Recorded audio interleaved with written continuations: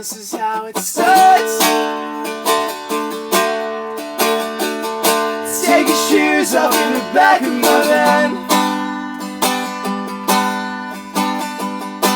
and it sure looks so good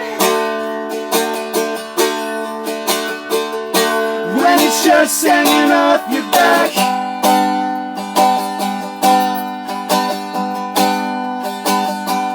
She said, use your hands in my spare time. You got one thing coming, it's your mind. She said, oh, she's got a boyfriend anyway.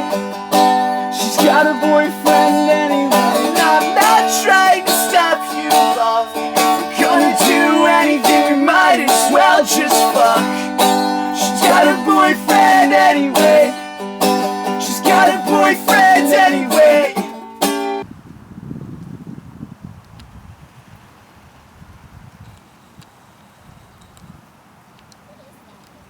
Beautiful.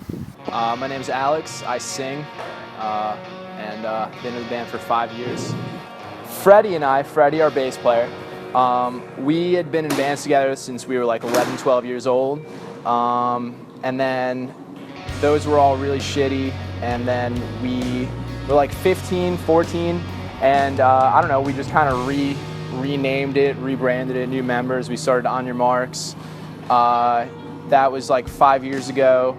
And it was just like a shitty, like local band or whatever. But you know, we played as many shows as we could. And then we met and linked up with Crosstown Train, and yeah, that's how it started. It's been a long learning process. We started in a minivan, sharing it with Crosstown Train, shared a minivan for a while, and then we got our own minivan, shared gear with Save Face on tour together. We got a van, like a 12-passenger van, this summer, but that shit out on us first leg. That thing was done when we were in Florida. And then after that we got a minibus, which was sick, but that also shed out on us day 2 of the second tour of the summer in Massachusetts. Sleeping was always up in the air. Unless we knew someone in the area, it was like ask people at shows, or the backup was always a Walmart. Walmart's great, 24 hours. Well, you gotta go to the superstores, but go to a Walmart, sleep in the parking lot, you know, you got anything you need inside, so it's pretty convenient. And then, yeah, if we knew someone there, so many people, like you'd be surprised how many people are supportive of touring bands and like come out to the shows, they'll you know, bring you back to their house, cook you some food, like so many amazing people we've met along the way. And then, you know, if we're making good money, the occasional motel, hotel, I do the booking for On Your Marks. So what I do is, over time, DIY booking becomes like ever so slightly like easier every single time you do it. But when you first start, you basically just have to reach out to anyone and anything that has any stake in the music scene in the areas that you're going to. And you want to make sure that you're going to areas where there are DIY scenes if you're a really small band, because most venues aren't going to book you if you're, you know, 17 years old and you've never played out of state before. So it's like you got to go to the people who are like you, and there are people like you. You just got to find them. You got to look up the shows in those areas and like see who plays them. Talk to bands. It's all about just making connections with people who are just like you, people who become your friends, you know. Just talking to people, and eventually, you know, start emailing venues, promoters who are in those areas, and they'll want to book you. But yeah, it's always a little bit of both. When you're DIY, you just hit all the aspects at once. What?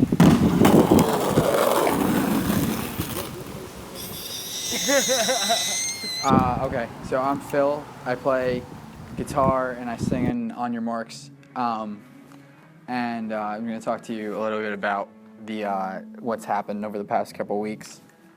So we have an upcoming fall tour, which is supposed to be from November 14th to the 28th, and with a band called Daisy Chain, who we just recently recorded a split with. So Daisy Chain just broke up 4 or 5 days ago, and that to me very immediately was like a death sentence for this tour.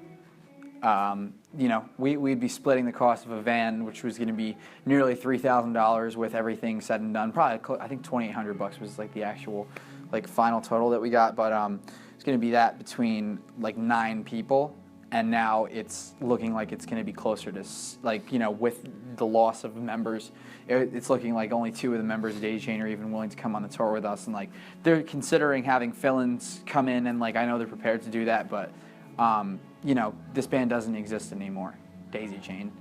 And to go on tour with a band like that, I mean, for me, you know, it's a little pointless, as harsh as it sounds, to go on tour with a band that doesn't exist. So you're not actively really promoting anything. You're just promoting this dead entity. And, like, you know, not only that, but like the whole like general vibe of the tour, like, you know, with a band that like doesn't necessarily want to be there and is essentially doing this out of pity. Like, stake right through the heart. It was just over for me for the tour. And I think that amongst my own personal thoughts, I'm going to start from the top, and I guess say that I mentioned earlier that we recorded a record, and I had come up with the ideas for all the songs in the record. I had written the chord progressions and, you know, the lyrics, and these songs are extremely important to me as an artist and just as a person. Like, you know, these are very like personal subjects that these songs touch upon, like, you know, not things that I tend to talk about in conversation, just like things that are like really deep within inside of me. And it was really hard for me to hand that over to another vocalist. And, you know, I think Alex, like, you know, in our band is a good singer. I think he does his job well. It's just that, like, it feels to me almost inauthentic to be, you know, handing your art over to someone else after you experienced and felt all those feelings that made you write these, you know, these, to me, like, very dark songs that I've worked, you know, for almost years on, and until I brought them to Alex and Freddie, who of course added their own, you know, personal touches. And it was incredibly hard, man. Like, it sucked. Like, I was really, really nervous about it, and like, obviously Alex and Freddie are some of like the best people I know, and like, you know, and like this band is like, you know, I said it before, like, this band means everything. Like, I think I said that in one of the interviews, and it does, because the thing is, like, music and art, and like, this was my outlet for music and art, and this means everything. But like, I think what we all, I went there with the intention of quitting last night, but I think what we all came away with was that we all ended up agreeing that we weren't on the same page because, you know, we had these differences, and, you know, the band just wasn't working for logistical reasons and for artistic reasons. And I went to go quit and, you know, leave Alex and Freddie with their band and, you know, do the tour so like that they could find adequate time to find a guitarist. And, you know, they said something that like really affected me, because I had joined, I'm the most recent member of the band. I think I might have said that earlier. And I was like, you know, this is your guys' band, like, you guys have been doing this since you're 12, and they said, you're wrong. They said, this is, like, you're just as much of a part of this as we are. And I really, like, took that to heart, because it was true. I was just, like, you know, kind of lying to myself and, you know, thinking that it was just going to be so easy to just leave. So what we've ultimately decided is that this upcoming The Mayflower Show, along with a string of the dates we're doing for the tour, Daisy Chain is going to be playing full band, just, you know, not with their original members. We're going to do a string of tour dates in the South, in Florida, and then we're going to be doing our last show, which is the Mayflower Collective's third Thanksgiving show, along with Crosstown Train, who is, you know, our brother band. Like, that band is, you know, we had like the 8 tours. I think we went on 5 of them with Crosstown Train, or 7 tours rather. This is going to be the 8th.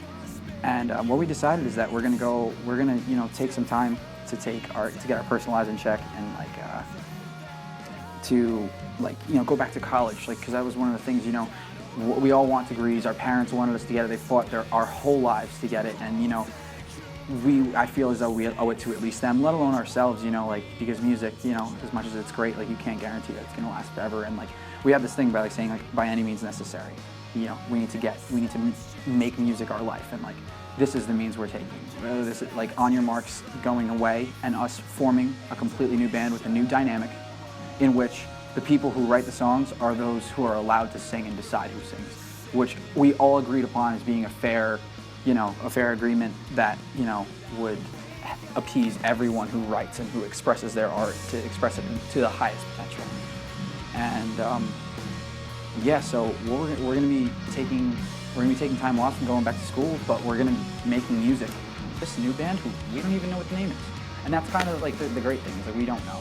Like we don't know what it's gonna sound like, but like we know we like the music we're writing between me, Freddie, and Alex.